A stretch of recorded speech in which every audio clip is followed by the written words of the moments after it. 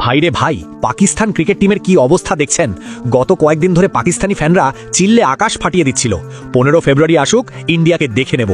তা 15 ফেব্রুয়ারি তো এলো, আর কলম্বোর আর প্রেমাদাসা স্টেডিয়ামে যা হলো সেটাকে এক কথায় বলতে গেলে ইন্ডিয়া একাই পাকিস্তানকে ধুয়ে মুছে সাফ করে দিল। পুরো ম্যাচ দেখে মনে হচ্ছিল পাকিস্তান যেন জেতার জন্য নয়, বরং ভারতের কাছে হারার জন্যই মাঠে নেমেছিল।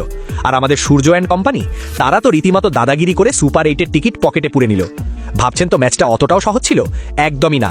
যখন প্রথম ওভারেই আমাদের মারকুটে ওপেনার অভিষেক শর্মা 0 রানে আউট হয়ে গেল, তখন সত্যি বলতে আমার মতো অনেক ভারতীয় ফ্যানের হার্টবিট বন্ধ হওয়ার জোগাড় হয়েছিল। মনে হচ্ছিল আজ বুঝি কপালে দুঃখ আছে। কিন্তু ভাই, আমাদের দলে যখন ঈশান কিষান আর শিবম দুবের মতো হিরোরা আছে, তখন টেনশন কিসের? আজ এই ভিডিওতে আমরা কথা বলবো ভারতের জয়ের সেই 5 পাণ্ডবকে নিয়ে, যারা পাকিস্তানকে মাঠের মধ্যে নাচিয়ে ছেড়েছে। একদম শেষ পর্যন্ত দেখুন, কারণ এই জয়ের ভেতরে এমন কিছু গল্প আছে যা শুনলে আপনার বুকটা গর্বে ভরে যাবে। আমাদের জয়ের প্রথম আর সবথেকে বড় হিরো হলো ঈশান কিষান। অভিষেক যখন আউট হলো, তখন ক্রিজে আসা মানেই ছিল আগুনের গোলার সামনে দাঁড়ানো। কিন্তু ঈশান যেন কসম খেয়ে নেমেছিল। কি ব্যাটিং রে ভাই! চাপের মুখে 40 বলে 77 রান, 10টা 4 আর 3টে ছক্কা। স্ট্রাইক রেট ছিল প্রায় 193। একদিকে তিলক বর্মা একটু ধুকছিল, রান আসছিল না। ঈশান তখন বড় ভাইয়ের মতো দায়িত্ব নিয়ে তিলককে বলল, তুই সিঙ্গেল নে, আমি দেখছি। ওই যে 87 রানের পার্টনারশিপটা হলো না, ওটাই পাকিস্তানের কোমর ভেঙে দিয়েছে। একসময় তো মনে হচ্ছিল ঈশান আজ 2010 সালের সুরেশ রায়নার পর দ্বিতীয় ভারতীয় হিসাবে টি20 ওয়ার্ল্ড কাপে সেঞ্চুরিটা করেই ফেলবে। সেঞ্চুরি না হলেও এই 77 রানের ইনিংসটা কোনো সেঞ্চুরির থেকে কম ছিল না। এরপর আসা যাক দ্বিতীয় হিরোর কথায়, শিবম দুবে। তিলক আর সূর্য আউট হওয়ার পর ইন্ডিয়া যখন একটু চাপে, তখন দুবে এসে 17 বলে 27 রানের একটা ছোট কিন্তু বিষাক্ত ইনিংস খেলল।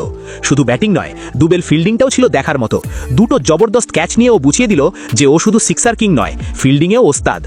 এবার 3 নম্বর হিরোর কথা না বললে পাপ হবে, আমাদের কুংফু পান্ডিয়া, মানে হার্দিক পান্ডিয়া। ব্যাটে তো খাতা খুলতে পারেনি, গোল্ডেন ডাক মেরেছিল। কিন্তু ভাই, রাগের মাথায় বল করতে এসে যা করলো! পাকিস্তানের সাহেবজাদা ফারহান ফর্মে ছিল, তাকে প্রথম ওভারেই প্যাভিলিয়নে পাঠিয়ে দিল। প্রথম ওভারটা ছিল মেডেন। ভাবতে পারছেন পাকিস্তানের ওপর যে চাপটা তৈরি করেছিল হার্দিক, ওটাই ম্যাচটা বের করে এনেছে। 4 নম্বর হিরো কে হতে পারে? চশমা খুলে বলুন তো। একদম ঠিক ধরেছেন, আমাদের বুম বুম বুমরা। জাসপ্রীত বুমরা কেন পৃথিবীর সেরা বোলার, সেটাও আরও একবার প্রমাণ করলো। মাত্র 2 ওভার বল করে 17 রান দিয়ে 2টো উইকেট। সাইম আইয়ুবকে ফেরানো আর পাকিস্তানের ক্যাপ্টেন সালমান আলী আগার মুখ বন্ধ করে দেওয়া বুমরা ছাড়া আর কারো পক্ষে সম্ভব ছিল না। আর 5 নম্বর হিরো হলো আমাদের ঠান্ডা মাথার খুনি অক্ষর প্যাটেল।